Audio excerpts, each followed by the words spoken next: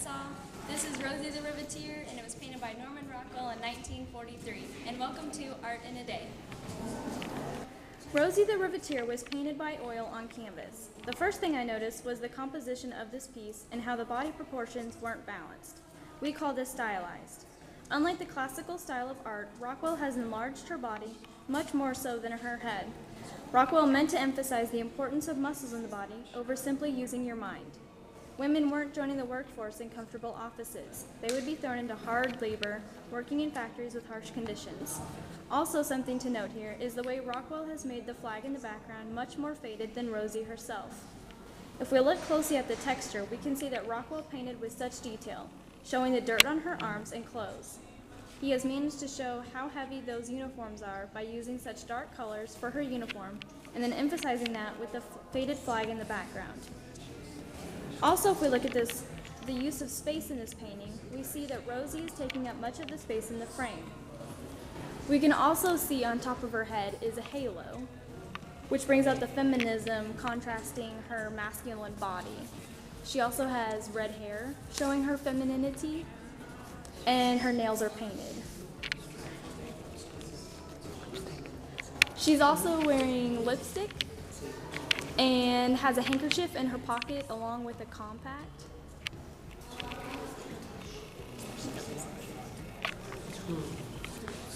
This piece, painted by Norman Rockwell in 1943, played a vital role in boosting morale within the United States during World War II. With the men away at war, it was up to the women to take care of things at home, which for the first time included joining the workforce. This showed Americans that women were starting to overcome the political and economic gaps that existed between men and women. Rosie the Riveteer, in its time, was a propaganda piece to inspire women to join the workforce with the message that they were helping with the war by keeping the economy stable at home. I would use iconography to describe Rosie the Riveteer. Iconographic images emphasize the content of the art. The term denotes the writing of an image and implies that a written text underlies an image. This piece to me conveys the same words as James Montgomery Flagg's famous poster, "I want you for the U.S. Army." While Rosie doesn't directly address the audience, she was still urging women to help. Rosie is a classic American icon. She has come to be known as a symbol for feminism and women's power in the economy. Not only did she just represent movements, she started them. Rosie inspired a social movement among women, increasing the number of women in the workforce by 57%. Rosie the Riveteer was painted in 1943, landing it not only in the midst of a world war, but also at a time in America where social realism, regionalism, and abstraction flourished in the art world. I believe Rosie the Riveteer would be classified as a mostly social realism piece of art. Social realism was an art movement that depicted social and racial injustice, including economic hardships, as well as depicting the work class as heroic, which is exactly what Rosie the Riveteer was meant to do in its time, and it's exactly what it did. Looking at the painting, we see the book Rosie is stepping on, Mein Kampf by Adolf Hitler. This announced a strong political statement about Hitler and was a direct reference of what Americans were fighting for in the war. The next item that caught my attention was the presumed gun in her lap.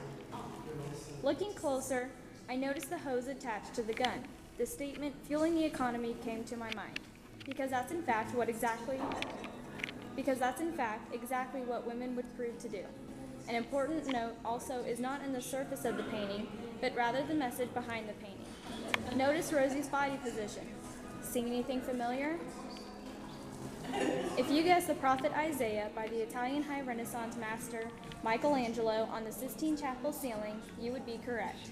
Rockwell has made an astounding effort to portray Rosie as the prophet Isaiah, as she sits in the exact same position as Isaiah. I chose this piece largely for its historical background. Once again, Rosie has come to be a valued symbol in the face of feminism. Rosie inspired women in the United States, 50% of them, to look beyond the household and see exactly how they could help their country in such a desperate hour. Also, I admire the fact that while Rosie is considered an American icon, Rockwell didn't seem to have many fans in his lifetime. In fact, Rockwell was loathed by the art establishment, being called an illustrator instead of a true artist. The Saturday Evening Post tended to show art in an idealistic manner, and that was not Rockwell's style. So naturally, they published his level of unpopularity. Rockwell began receiving more attention and given more credit as a true artist when he painted more serious subjects, one of which landed in Look magazine. I believe as a culture we are still growing, and I have high hopes that one day his art will be classified in high art. This piece was painted by what some may call an underdog, and I feel he deserves some light. In a way, he connects with the piece. Women weren't credited with being heroes until this piece, even after several hundred years of suffrage. I believe Rockwell's talents will be recognized in the future as we see the significant impact on history. Even though it was considered degrading to call an artist an illustrator, Rockwell had this to say on the subject. Some people have been kind enough to call me a fine artist. I have always called myself an illustrator. I'm not sure what the difference is. All I know is that whatever type of work I do, I try to give it my very best. And I think that's something to be proud of. Hey guys, this is another piece. It's by Francis Criss. It's called Day Shift. And this piece goes along with Rosie the Riveteer. Again, it just emphasizes women in the workforce and the hard labor that they were thrown into with the harsh conditions. It was also painted in 1943. Hey guys, that was my Art in a Day video. I hope you enjoyed.